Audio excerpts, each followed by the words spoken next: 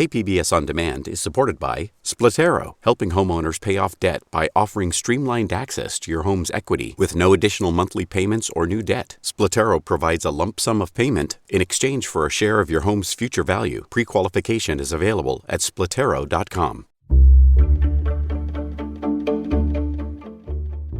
Good morning. I'm Annika Colbert. It's Wednesday, June 9th. Into the yellow tier we go. More on that next, but first, let's do the headlines.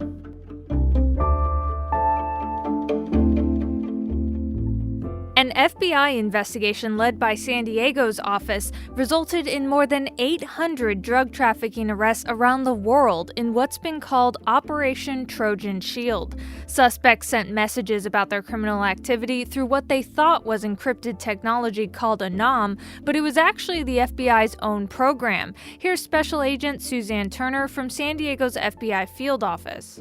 It was exactly what car was coming to what location, what maybe vessel or ship, and they were very explicit in their detail because they believed it was secure communications. The Trojan Shield arrests are the culmination of more than 5 years of investigation. More than 3,900 migrant children were separated from their parents under the zero-tolerance policy from July 2017 to the end of Trump's presidency. That's according to a new report from the Biden administration. In the coming weeks, the White House says it will reunite over 24 families that were separated at the southern border.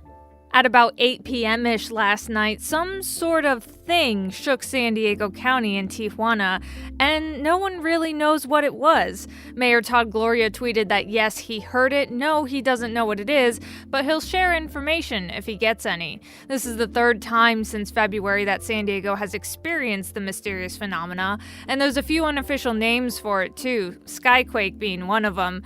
The United States Geological Survey showed no seismic activity for us last night, so that rules out our best guess. We'll keep you posted. From KPBS, you're listening to San Diego News Now. Stay with me for more of the local news you need. KPBS On Demand is supported by UC San Diego's Art Power, presenting cellist Joshua Roman, performing from his album Immunity, alongside music by J.S. Bach and more. Sunday, June 22nd at UC San Diego's Epstein Family Amphitheater. Reserve your tickets at artpower.ucsd.edu.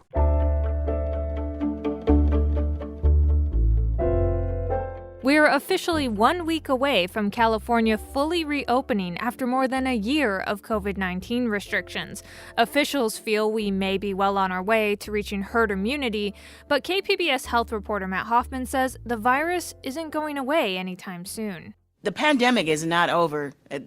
June 15th is not the magic date or bullet. County Public Health Officer Dr. Wilma Wooten says we're still seeing about 100 COVID-19 cases per day, but things are definitely slowing down as the state prepares to lift nearly all COVID-19 restrictions next week. We are near the end of the tunnel. We are optimistic that the worst of COVID-19 may now be in the rearview mirror. Another sign the situation is improving. San Diego is moving to the state's least restrictive yellow reopening tier that allows for more capacity at businesses and group events. And that is a tremendous testament to San Diegans' willingness to get vaccinated and a tremendous testament to our entire healthcare system. County Supervisor Nathan Fletcher says San Diego is about 80% toward its goal to herd immunity. And in addition to the state's incentives, those cash prizes, county officials are doing their own, now partnering with the San Diego Padres, entering those vaccinated in raffles for tickets, and there will be 2 pop-up vaccination sites coming to Petco Park. The first is coming this Saturday on June 12th, and the second is on June 26th. The first 1,000 people vaccinated at each of these Petco events gets a free commemorative T-shirt. Officials say vaccine supply is not an issue. We now have more vaccines than we have people that want to get vaccinated. There's a big push this month to reach those unvaccinated with mobile teams. Then officials say vaccine distribution will be similar to flu shots, meaning the once very busy superstations will soon be closing. When you have a fire and you declare a state of emergency, that state of emergency continues beyond, because it is a part of the rebuild, it is a part of the recovery. County officials say to align with the state, they will be extending its state of emergency to the end of the year, but that doesn't necessarily mean more restrictions post June 15th. day-to-day life for San Diegans will revert to as close to normal as we've been in more than a year and a half. County health officials are still tracking a number of variants that could be more contagious or less receptive to the vaccines. Public reports about our local COVID-19 situation will soon shift to weekly, and after next week, those regular weekly news briefings will only happen as necessary. And that was KPBS health reporter Matt Hoffman.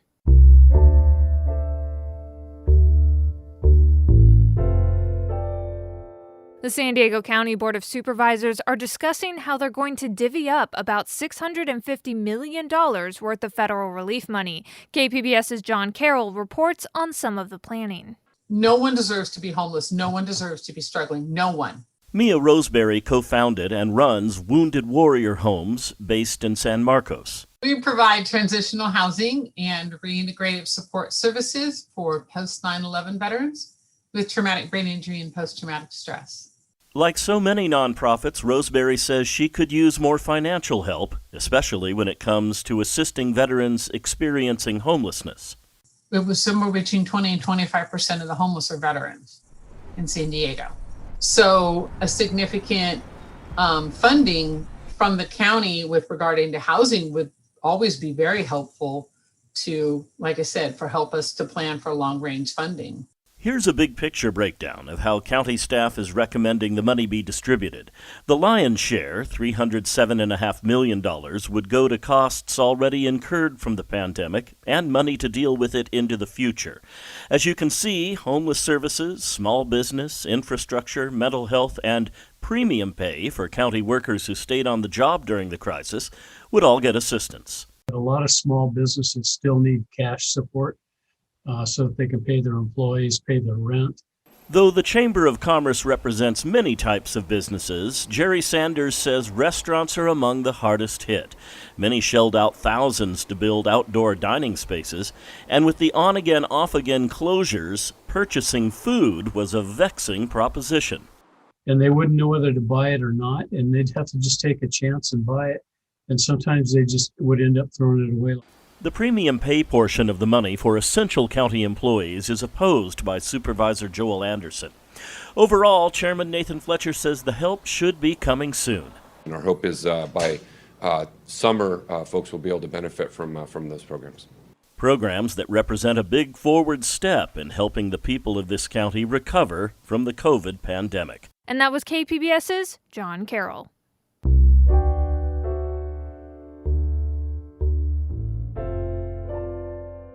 Social service agencies have fallen short in the pandemic, so mutual aid groups run by volunteers have sprung up across San Diego County to fill in the gaps. KPBS race and equity reporter Christina Kim tells us how one local group is working to feed the homeless. It's 6 a.m. Sunday, and Athena Bazalaki and her boyfriend Fernando Tabor are already brewing a second giant carafe of coffee and assembling over 40 sandwiches. As music plays in the background, Bazalaki dances around the kitchen, but she moves with the methodical purpose of someone that's done this routine a few times. She's the founder of Breakfast Block, a mutual aid volunteer-run group that provides hot meals, tents, clothing, and anything else people donate to San Diego's unsheltered population. This is her 10th event. The other day when I got home from work, there was just like boxes at the front of just donations of clothes, and I was like, oh my goodness, like, you know, we worry and we need stuff, and then people are like, bing. Bazalaki says mutual aid, which has become increasingly popular during the pandemic, is a simple concept rooted in community. I mean, it's for all of us, because the idea is if you needed help, I'm going to help you. And then if I need help, you're going to help me. And that's just how it works. Bazalaki first came up with the idea for Breakfast Block in February, after seeing a video showing a group of San Diego police officers surrounding a homeless woman. One officer pointed a gun at her. In that moment, something clicked. I realized that I have definitely been guilty of looking past unsheltered people, feeling guilty about what I have, feeling guilty that I'm not doing enough. But this time I was like, you know what, let's do this. By 8 a.m., Bazalaki and over 20 volunteers are unloading 2 pickup trucks full of items. They set up on the bridge at the intersection of 17th and Island, over the constant din of the I-5. When they arrive, there's already a line of people eager to see them, including Terry Young, who helps them unload boxes from the truck. Right here. I think we're going to have to spread more hard that way because we have... Young has been unsheltered for 2 years. He came early to help out and to grab some food and socks. He says Breakfast Block feels like community. I feel pretty comfortable. You know, people are really friendly. It's like family in a sense. You know, where they come towards people and, you know, pretty professional. The number of people that entered homelessness for the first time doubled last year in San Diego County, according to the Regional Task Force on the Homeless. Finding a home is especially hard here, where the median home price rose to over $800,000 this past April. And the rental market is equally tough, with more than 130,000 low-income renters locked out of affordable housing. At one point during Breakfast Block, Basilaki is driving around the area with a megaphone in hand to let people know what's happening.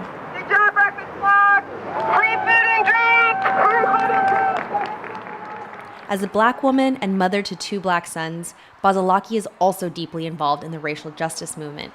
She was on the front lines of the local protests last year following the police violence that killed George Floyd and Breonna Taylor.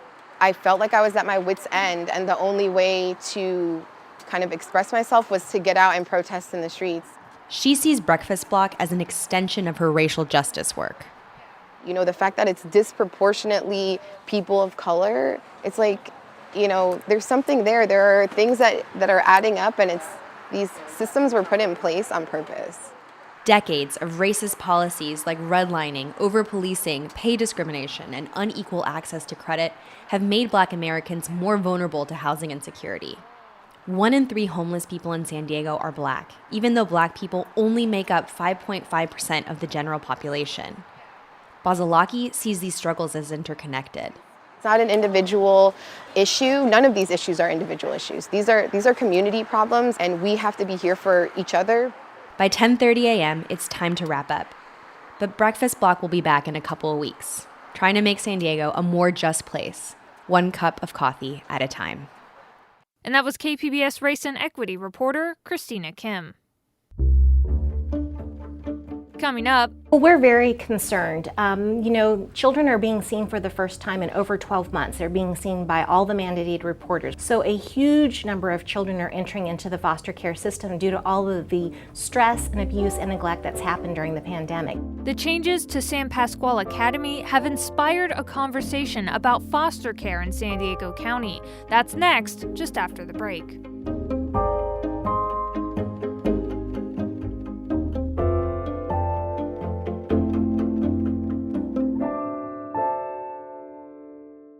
KPBS On Demand is supported by Latino Legacy Foundation, presenting their Storyteller series, Reach for the Stars with Ellen Ochoa, the first Latina astronaut, former NASA director, and San Diego native, Sunday, June 29th.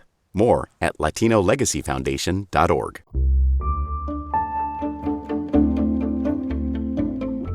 The move to close a North County group home for foster children has put a spotlight on foster care in San Diego County. KPBS North County reporter Tanya Thorne has a look at how the system is changing, especially after COVID-19. In 2015, the Assembly passed a bill to eliminate most group homes for foster youth. The ultimate goal was to maintain a stable, permanent family for foster children. Congregate care, the use of group homes, was to be limited to short-term interventions. That's something Teresa Stivers says her organization did decades ago. When we see the youth who enter our program at 18 from a group home, the majority of them don't have a GED. They have no life skills whatsoever. They don't know how to live independently or even out in the community. They've been told what to do every day, every minute of their lives. Stivers is the CEO of Walden Family Services. She says when her foster care agency was established in 1976, they only worked with group homes. So we changed very quickly to move into foster care in a family situation. Because if we don't teach these children to learn how to live in a family situation when they're young, when are they going to learn? It's going to be much more beneficial to them as they get older. Raja Gainey was born into the foster care system and spent his childhood living in different places. In between 7 to 11, I went through probably I want to say around 9 or 10 different foster homes and probably maybe 4 or 5 different schools. I'd been in a couple different group homes by that time. Gainey says that through his experience, he preferred the family setting over the group home. Just the environment, it was more so just kind of like summer camp, extended summer camp. And, that's fun for a kid, but For my education, it really suffered. I had challenges when I was moving back to certain foster homes. I was moving to new schools. So obviously if you're somewhere for an extended period of time, once you get back to your regular routine, it's a challenge. At 11 years old, Gainey found stability when he got referred to Walden Family Services. They really supported, me and making sure that I was stable. And then also when it came time for me to transition out of foster care, which was a challenge, Walden really stepped up and tried to find as many resources and opportunities to help me and other kids get out. Gainey is now on the board for Walden Family Services, has a family of his own, and has stayed in touch with his mentor for 26 years. Walden offers a treatment team that helps individualize what each case needs, work that didn't stop because of the pandemic. We continued to place children during the pandemic. We placed children who had COVID, and our nurse came up with a plan. The families agreed to quarantine. So we worked nonstop as essential workers. It didn't stop for us just because of the pandemic. Stiver says she expects the entire child welfare system will be busier than ever this next year due to the aftermath of the pandemic. Well, we're very concerned. Children are being seen for the first time in over 12 months. They're being seen by all the mandated reporters, whether they're in the doctor's offices, they're in sports, they're in the schools. So a huge number of children are entering into the foster care system due to all of the stress and abuse and neglect that's happened during the pandemic. Another stressor for the system is the expansion of foster care to youths aged 18 to 21. Stiver says more resources, donations, and foster families are always needed. And that was KPBS North County reporter Tanya Thorne. And that's it for the podcast today. Be sure to catch KPBS Midday Edition at noon on KPBS Radio, or check out the Midday Edition podcast. You can also watch KPBS Evening Edition at 5 o'clock on KPBS Television. And as always, you can find more San Diego news online at kpbs.org. I'm Annika Colbert. Thanks for listening, and have a great day.